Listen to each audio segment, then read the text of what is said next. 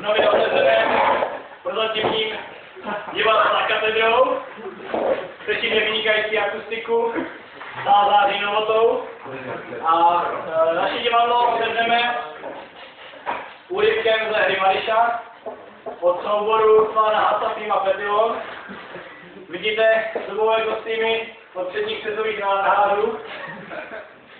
A nyní už bychom teda, myslím, že mohli přistoupit ke scénce. Bude se to dělit na dvě části. V druhé scénce se změní role zde přítomného Vávry, to budu hrát já, to si potom všimnete. Tady mám svoji životní roli, to budu přijde až za chvilku. Takže můžeme začít?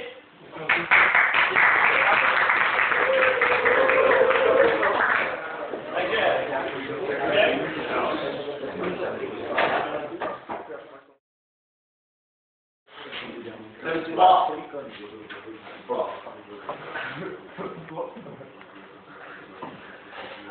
Marišo!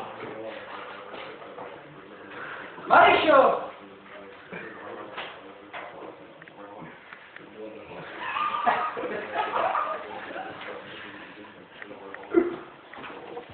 A děje se zůna budí!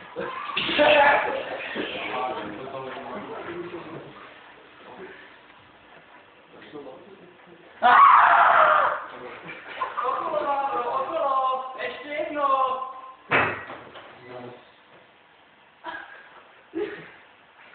Vávro! Ty jsi je zabil! Kriste Bože! On je zabil! Nezabil, ale jaký Bůh všemohoucí nade mnou! Zabiju je! Zabiju!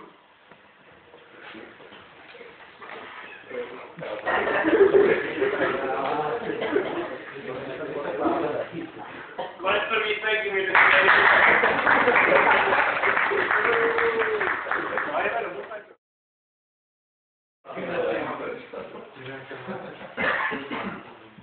Tak a nyní závěrečná scénka představení Mariša.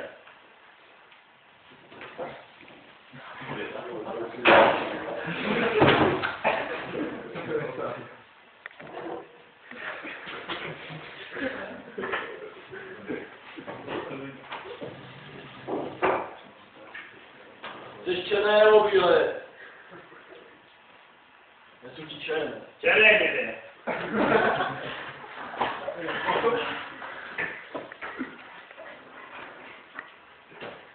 Tak já to zapomněl.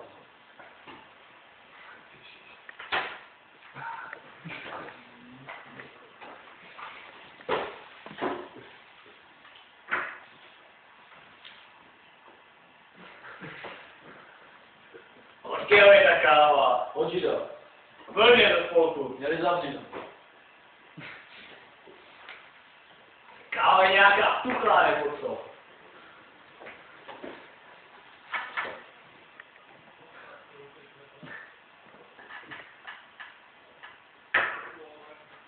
Nechceš na pánský?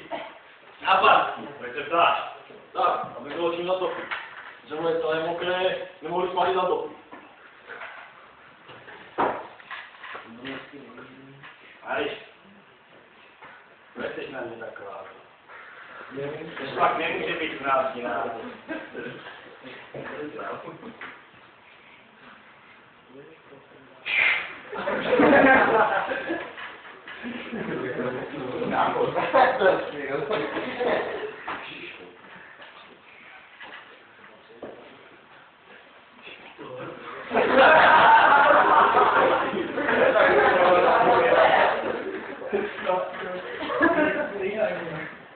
Poslechni, Mariši.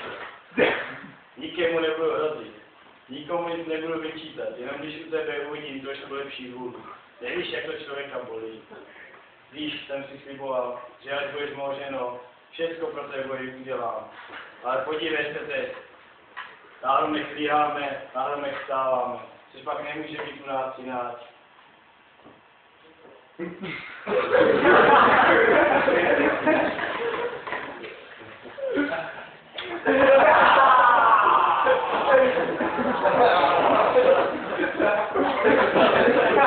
To naše děti.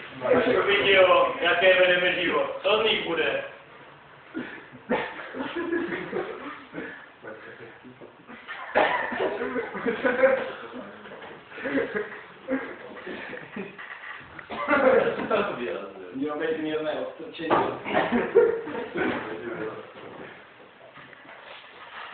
Víš, co se dopil?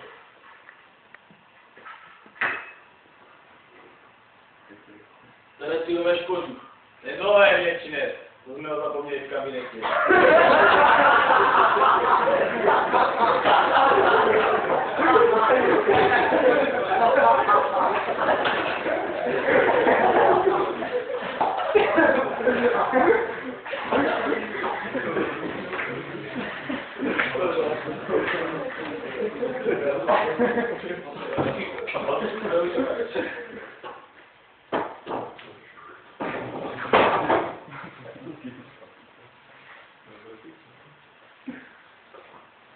Dohledni na vás.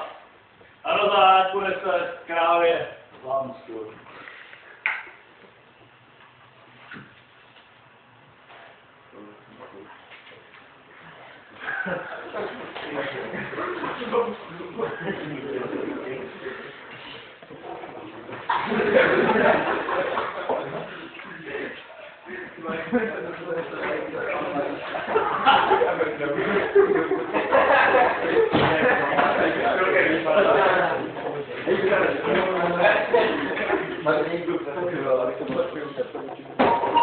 Bůh ke mně buď milostivé, sám jsem mu chtěl.